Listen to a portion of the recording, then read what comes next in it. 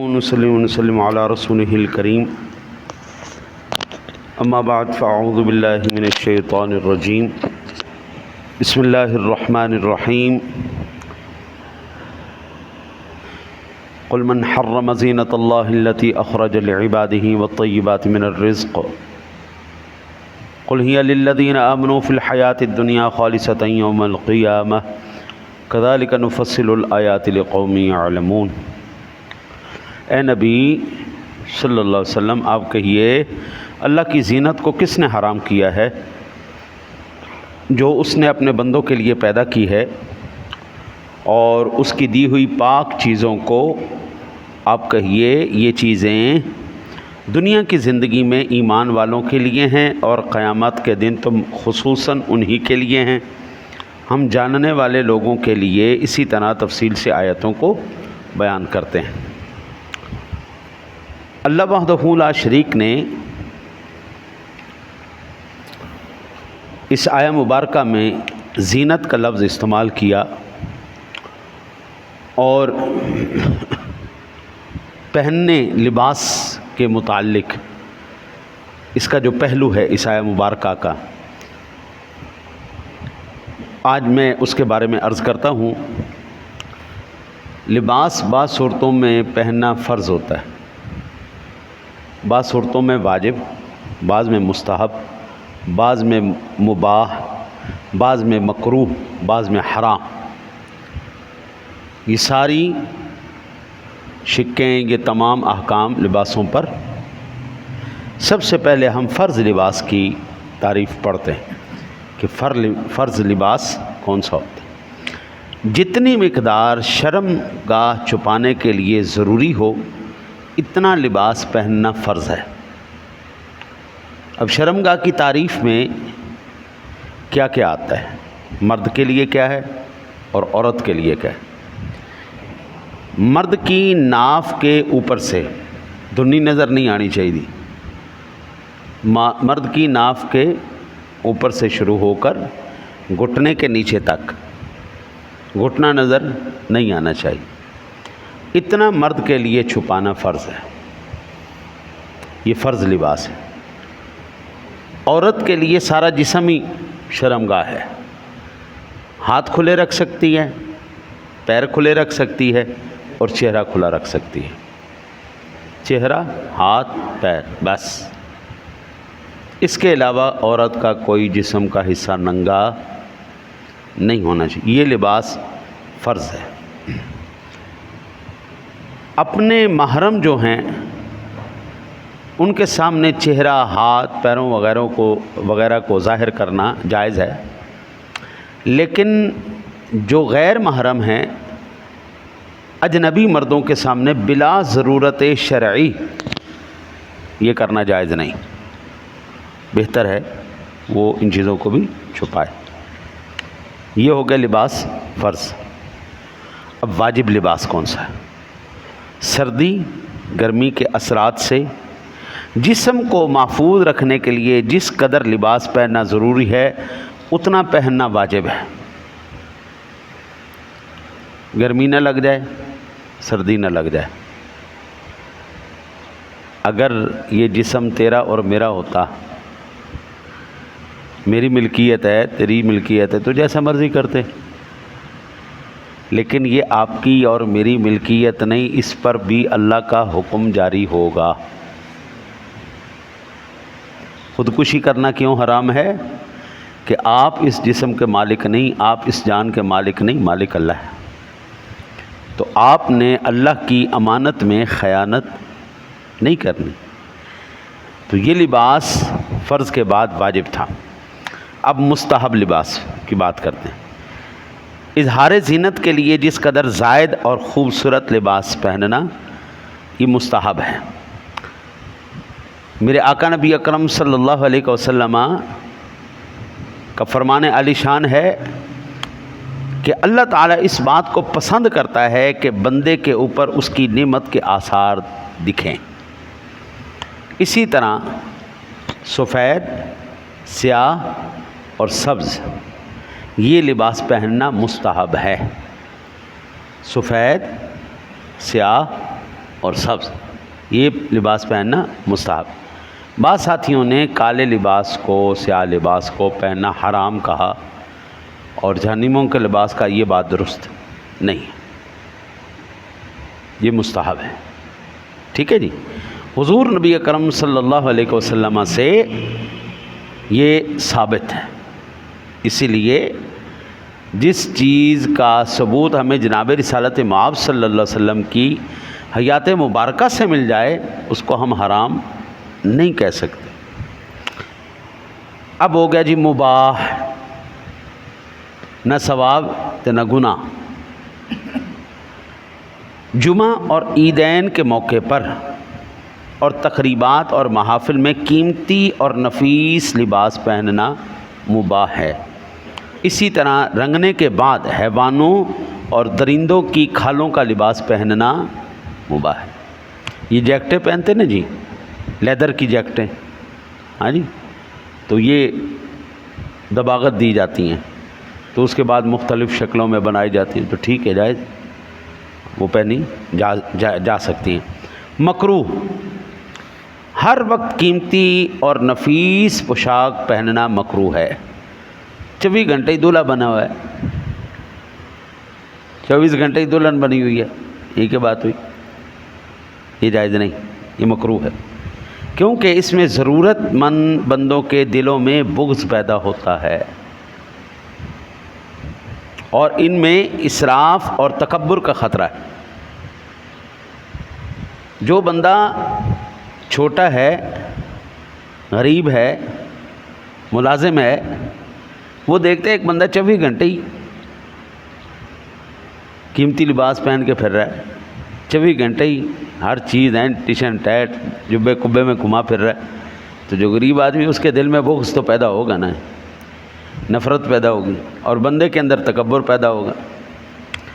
اس لیے فاخرانہ اور قیمتی لباس پہن کر معمولی کپڑے پہننے والوں کو کمتر اور حقیر جانے، ایسا لباس پہننا بھی مکروہ ہے۔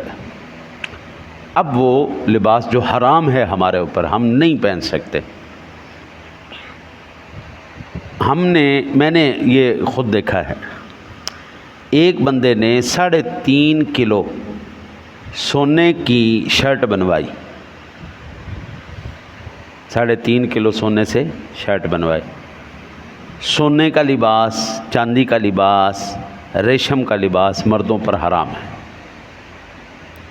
یہ لباس نہیں پہنا جا سکتا۔ البتہ وہ لباس جس کے اندر مثال کے طور پر جبہ ہے، 4 انگل کے برابر، 3 انگل ہو جائے یا 4 انگل ہو جائے، اس قدم ریشم اس میں بیل بوٹے چل رہے ہوں تو اس صورت میں جائز ہے۔ سونے کا کام کیا ہو تو وہ بھی جائز ہے، 4 انگلی کے برابر یا 3 انگلی کے برابر وہ لیسیں چلتی ہیں نا جی، اور چلتا ہے ایک ڈیزائن چلتا ہے، پھول بوٹے چلتے ہیں، تو وہ ٹھیک ہے، وہ جائز ہے، آپ وہ پہن سکتے ہیں۔ اب یہ جواز کہاں سے آیا؟ یہ جائز کیوں ہو گیا 3 انگل یا 4 انگلی؟ حضرت عمر بن خطاب رضی اللہ تعالی عنہ نے جابیہ میں خطبہ دیتے ہوئے نبی اکرم صلی اللہ علیہ وسلم، آپ نے فرمایا نبی اکرم صلی اللہ علیہ وسلم نے ریشم کے پہننے سے منع فرمایا ہے، اور 2 یا 3 یا 4 انگل کی مقدار کی برابر، یہ حضور نے خود اس بات کی اجازت دی ہے کہ اتنا ہو سکتا ہے۔ اس سے جبہ آپ دیکھیں گے نا اکثر تو عرب کے لوگ زیادہ پہنتے ہیں، ہمارے یہاں پہ محافل میں یا جمعہ والے دن خطبہ پہنتے تو ان کی وہ لیس چل رہی ہوگی، وہ ایک ڈیزائن چلتا ہے، تو یہ ٹھیک ہے، یہ جائز ہے، یہ حضور نے اس بات کی اجازت دی ہے۔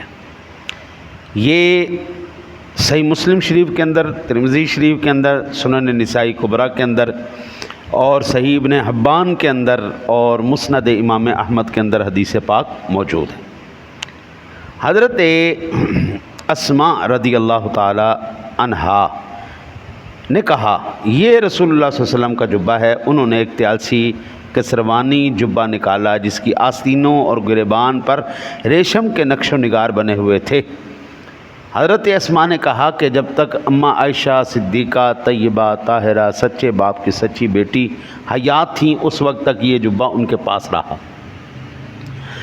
جب ان کا وصال ہو گیا اس کے بعد یہ جبہ میں نے لے لیا۔ ہم اس جبے سے کیا کرتے تھے؟ وہ کہتی ہیں اماں عائشہ بھی اور میں بھی جب کوئی بیمار ہو جاتا تو اس جبے کو دھو کے ہم اس بندے کو پانی پلا دیا کرتے تھے۔ رسول اللہ صلی اللہ علیہ وسلم کی قمیض میں بھی شفا ہے، اور یہ روایت کہاں ہے؟ یہ صحیح بخاری شریف میں ہے۔